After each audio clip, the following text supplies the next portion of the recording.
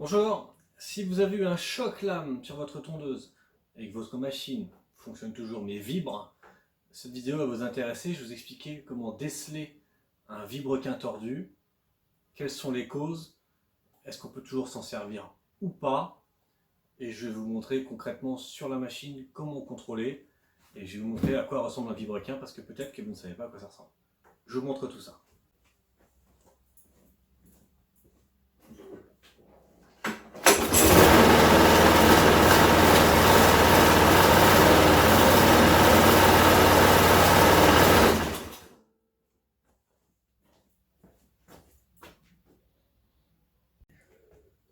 Bon, vous avez pu constater que la machine fonctionne, pas de problème, elle démarre au quart de tour, mais elle vibre énormément.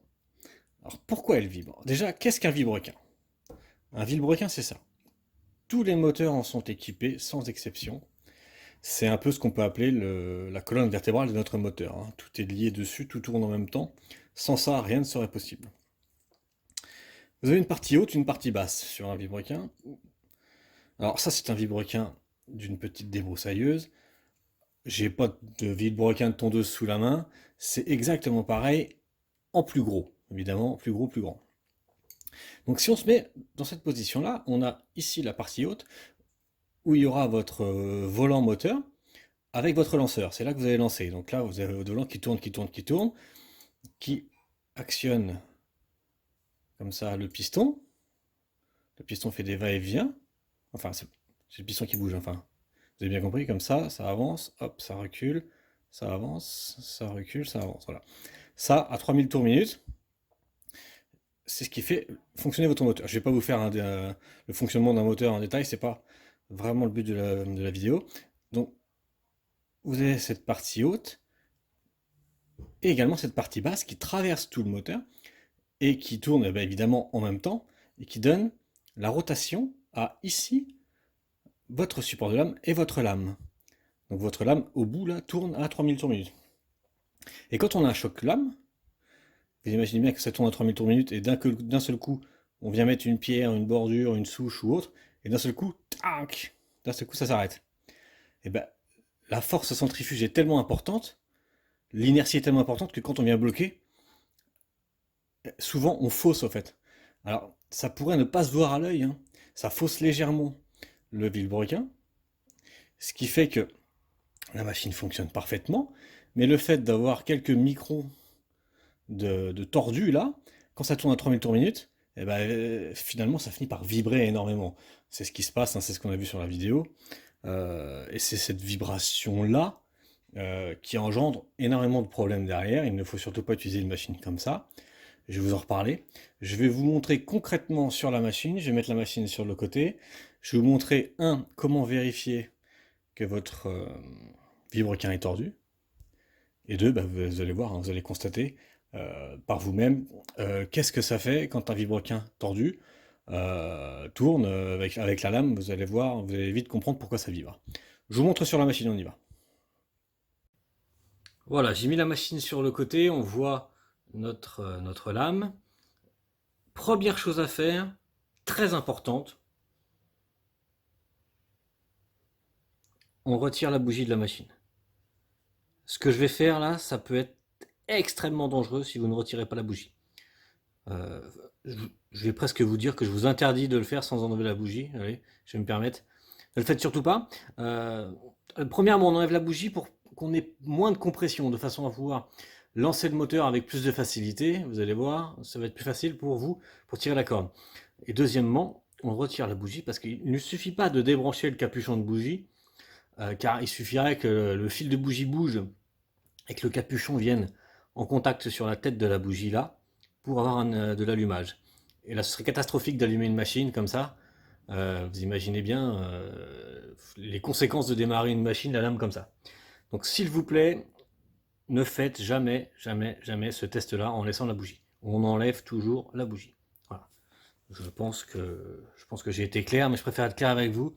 Je veux pas de soucis particuliers avec ça.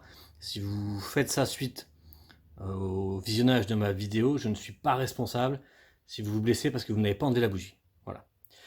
Et la deuxième chose, c'est de mettre notre tondeuse du bon côté, c'est-à-dire le bouchon d'huile vers le bas et le filtre à air vers le haut. Sinon, vous allez avoir des soucis quand vous allez vouloir redémarrer. Voilà, tout est dit. On a accès donc à notre lame qui est fixée, comme je vous le disais, sur l'autre extrémité de notre vilebrequin. On est fixé dessus. Et là, je vais actionner le lanceur. Vous allez constater par vous-même que la lame ne va pas tourner droit.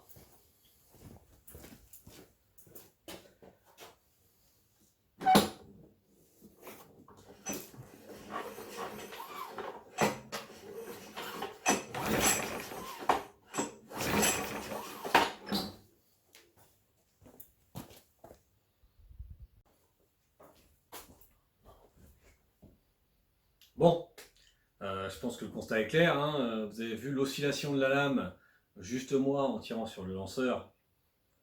Vous imaginez bien les conséquences à 3000 tours minute quand la machine est en route. C'est normal que ça vibre, ça crée une turbulence, c'est normal.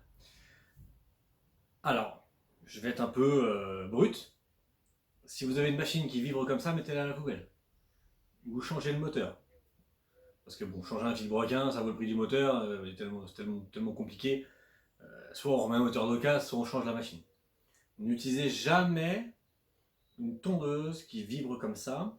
Je sais que ça peut me faire mal au cœur, une tondeuse qui démarre au quart de tour, qui fonctionne bien, la mettre à la poubelle juste parce qu'elle vibre, mais c'est très dangereux. Les fixations du moteur avec les vibrations vont casser. De toute façon, il y aura d'autres problèmes, hein. Vous allez avoir votre carburateur qui va se dévisser et autres, mais bon, ça c'est pas très grave. Mais le plus grave, c'est les fixations de votre moteur sur le châssis, qui avec les vibrations vont finir par casser. Alors que ce soit en plastique, en ABS ou en tôle, peu importe, en fonte, ça finira par casser. Et la lame peut, j'ai bien dit peut, hein, ça c'est pas toujours le cas, mais si vraiment on s'en sert longtemps, la lame peut taper le sol. Et dans ce cas-là, vous imaginez, vous êtes en train de tomber, 3000 tours minute, et là la lame elle tape le sol, la machine se retourne, c'est un coup à se blesser, se péter le bras. Bon, enfin, honnêtement, c'est super dangereux. Vous pouvez regarder sur internet, il doit y avoir des témoignages de gens à qui c'est déjà arrivé, c'est très dangereux. Vous pouvez aussi prendre votre voiture tous les jours pour aller bosser sans ceinture de sécurité.